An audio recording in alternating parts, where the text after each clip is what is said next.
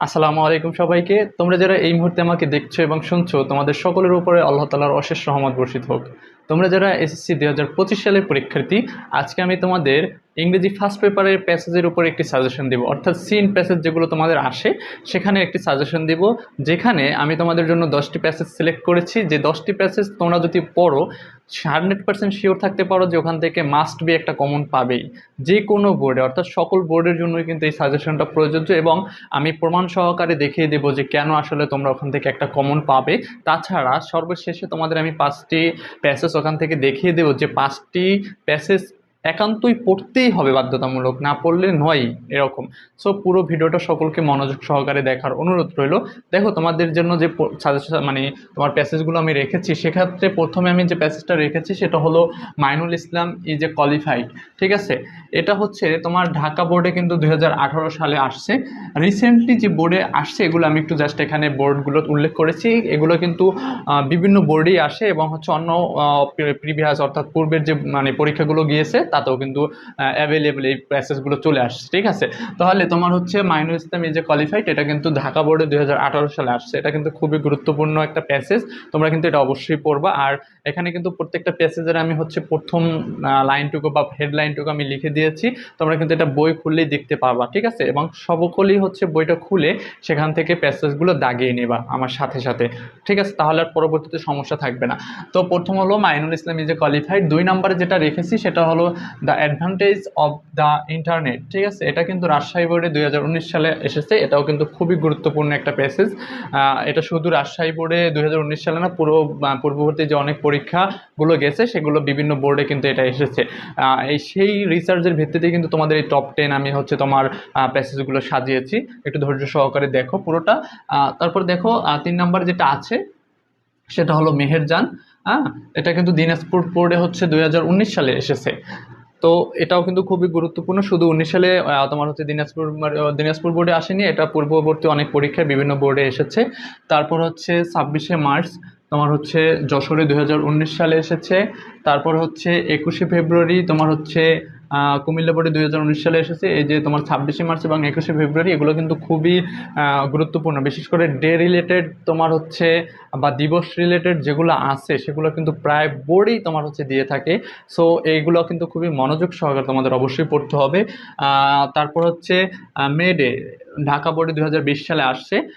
এটাও কিন্তু খুবই গুরুত্বপূর্ণ একটা প্যাসেজ। তোমার যেটা বললাম যে দিবস সম্পর্কিত যে কোনো প্যাসেজই খুবই গুরুত্বপূর্ণ। মাঝখানে একটু কথা বলে নিই, সেটা হলো প্যাসেজে আসলে ভালো করার উপায়গুলো কী, সেগুলো নিয়ে অনেকের মাথায় হয়তো চিন্তা থাকতে পারে যে আসলে প্যাসেজ পড়লা কিন্তু সে দিন শেষে তোমার প্যাসেজের যে অ্যান্সারগুলো সেগুলো সঠিকভাবে বা ভালো ওখান থেকে একটা রেজাল্ট তোমরা আনতে পারলা না, সেটা কিন্তু খুবই দুঃখজনক বিষয়। তো সেক্ষেত্রে আমি বলবো, যখন প্যাসেজটা পড়বা অর্থটা একটু বুঝে পড়ার চেষ্টা করবা, এবং প্রত্যেকটা প্যাসেজের যে তোমার কঠিন ওয়ার্ডগুলো, অর্থাৎ যে ওয়ার্ডের অর্থগুলো আমাদের একান্তই জানা নেই বা আমরা একেবারেই জানি না বা একদম অপরিচিত মনে হয়, সেই ওয়ার্ডগুলো একটু আলাদা খাতায় নোট করবা এবং ওগুলো মাঝে মাঝে শুধু পড়তে থাকবা। একদিনই সব মুখস্থ হয়ে যাবে এমন না, তুমি হচ্ছে প্রতিদিন এটা পড়বা এবং সেটা আবার কিছুদিন পর রিভিশন দেওয়ার চেষ্টা করবা।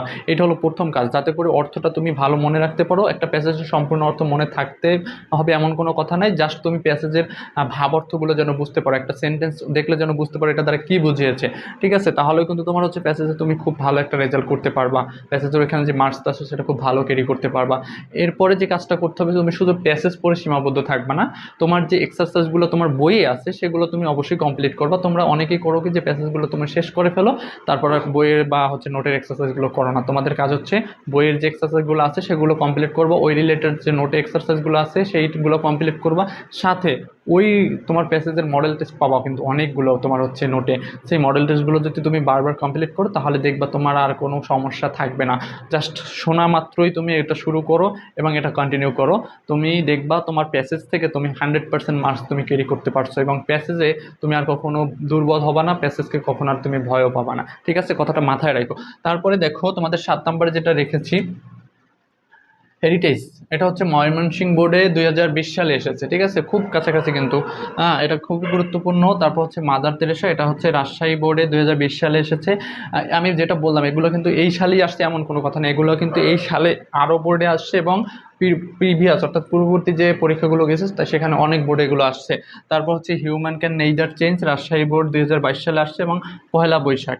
হ্যাঁ, তাহলে এই যে 10টা এগুলো কিন্তু হচ্ছে খুবই ইম্পর্টেন্ট, এগুলো তুমি পড়বা। যারা পারবা না বা একান্তই দুর্বল যে ভাই আমি আর পারবো না, এতগুলো পড়তে পারবো না, তাদেরকে বলবো 5টা কিন্তু তোমার পড়তেই হবে, না পড়লে তুমি আসলে একদম তোমার আমি মনে করি এসএসসি পরীক্ষা দেওয়াই উচিত না। সো তুমি যে 5টা একান্তই পড়বা এবং বাধ্যতামূলক পড়বা, সেই 5টা কোনগুলো আমি একটু দেখাই দিই। সেটা হলো তোমার হচ্ছে মেহেরজান, এটা 3 স্টার দাও।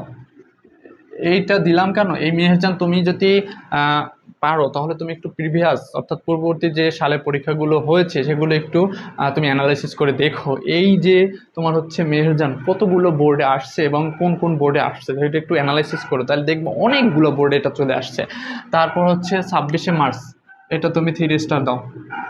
ঠিক আছে, খুবই গুরুত্বপূর্ণ একটা প্যাসেজ, প্রায় বোর্ডে, শুধু এই যে যশোর বোর্ডে 19 সালে আসছে এমন না, প্রায় বোর্ডে এটা আসে। তারপর হচ্ছে 21শে ফেব্রুয়ারি কুমিল্লা বোর্ড, এটাও তোমার হচ্ছে 3 স্টার দিবা, খুবই গুরুত্বপূর্ণ একটা তোমার হচ্ছে তারপর হচ্ছে মে ডে, এটা 3 স্টার দিবা। তারপর হচ্ছে তোমার হেরিটেজ, 3 স্টার দিবা। আর একটা দিবা হিউম্যান ক্যান নেইদার চেঞ্জ। ঠিক আছে, 6টা হয়ে গেল। তারপরও এই 6টা তোমার কিন্তু পড়তেই হবে, কারণ এই 6টা আমি দেখেছি এতগুলা বোর্ডে আসছে এবং এত এত বোর্ডে আসছে যা আসলে ভাবার মতো না। তুমি দেখলে আসলে বুঝতে পারবে এই 6টা তোমার হচ্ছে প্যাসেজের গুরুত্ব কতটা। আসলে আমি যদি এখানে ইন ডিটেলস লিখতে পারতাম তাহলে আমি হয়তো তোমাদের লিখে দেখাতাম যে তোমার এক একটা প্যাসেজ কতগুলো বোর্ডে আসছে এবং কতগুলো সালে আসছে। তো এই যে প্যাসেজগুলো দেখা যায়, এই যে 10টা প্যাসেজ, এই 10টা প্যাসেজের ভিতর থেকেই ঘুরিয়ে পেরে তোমাদের আসলে প্রশ্ন হয়। তো তুমি যদি ইংরেজি ফার্স্ট পেপারে তোমার হচ্ছে সেম প্যাসেজে ভালো করতে চাও, তোমাকে অবশ্যই এই 10টা প্যাসেজ ফলো করতে হবে এবং আশা করি 100% শিওর দিয়েই বলতে পারি এখান থেকে একটা প্যাসেজ তোমরা যে কোনো বোর্ডেই মানে কমন পাবা, সকল বোর্ডেই দেখবা এখান থেকে একটা, কোনো বোর্ডে আসছে এইটা, কোনো বোর্ডে আসবে একটা। এবং এই যে তোমার হচ্ছে হিউম্যানকে নেইদার চেঞ্জ এবং হচ্ছে হেরিটেজ, এই 2টা প্যাসেজ দেখা গেছে প্রায় বোর্ডই একই সালে আসছে, অনেকগুলো বোর্ডে একই সালে আসছে, তো এরকম পাবা। সো এতটুকু কনফিডেন্স থেকে বলতে পারি, এতটুকু জানার পর থেকে কনফিডেন্স সহকারে বলতে পারি যে এখান থেকে তোমরা কিন্তু একটা প্যাসেজ কমন পাবেই।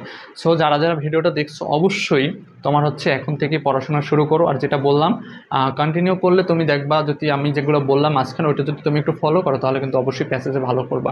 আর যখন কেউ প্যাসেজে ভালো করে তখন তাদের পরীক্ষার শুরুটা যেহেতু এটা দিয়ে হয়, তাহলে ভালো পারলে দেখা যায় গতিটাও ভালো থাকে পরীক্ষার এবং দিন শেষে পরীক্ষাটা ভালো হয়। সো আজকে যারা আমার চ্যানেলে নতুন দেখতেছো তাদেরকে অসংখ্য ধন্যবাদ। যদি আমার ভিডিওটা ভালো লেগে থাকে অবশ্যই আমার চ্যানেলে সাবস্ক্রাইব করে পাশে থাকবে। আর একটা কথা, তুমি যেহেতু এটা জেনে উপকৃত হও তাহলে তোমার বন্ধুকে এটা জানিয়ে যদি উপকৃত করতে পারো সেটা তোমার জন্য একটা ভালো সাইড হবে আমি মনে করি। তো যারা যারা দেখতেছো অবশ্যই তোমাদের ফ্রেন্ডকেও এটা শেয়ার করে দিতে পারো। আর যারা অলরেডি আমার চ্যানেলে সাবস্ক্রাইব করে আছো তাদেরকে পাশে থাকার জন্য ধন্যবাদ। একটা কথা বলি, সেটা হলো তোমাদের ভালোবাসা বা হচ্ছে তোমাদের যে আগ্রহ আমার প্রতি, সেটা কিন্তু আমার জন্য একটা উৎসাহ। তো আমি যদি উৎসাহটা ভালো পাই তাহলে অবশ্যই তোমাদের জন্য ভিডিও করতেও ভালো লাগে এবং তোমাদের কিছু সাজেশন, তোমাদের জন্য গাইডলাইন, তোমাদের ক্লাসগুলো দিতেও আমার ভালো লাগে। সো সকলকে পাশে থাকার জন্য আবারও অসংখ্য ধন্যবাদ। আজকে এই পর্যন্তই, আল্লাহ হাফিজ।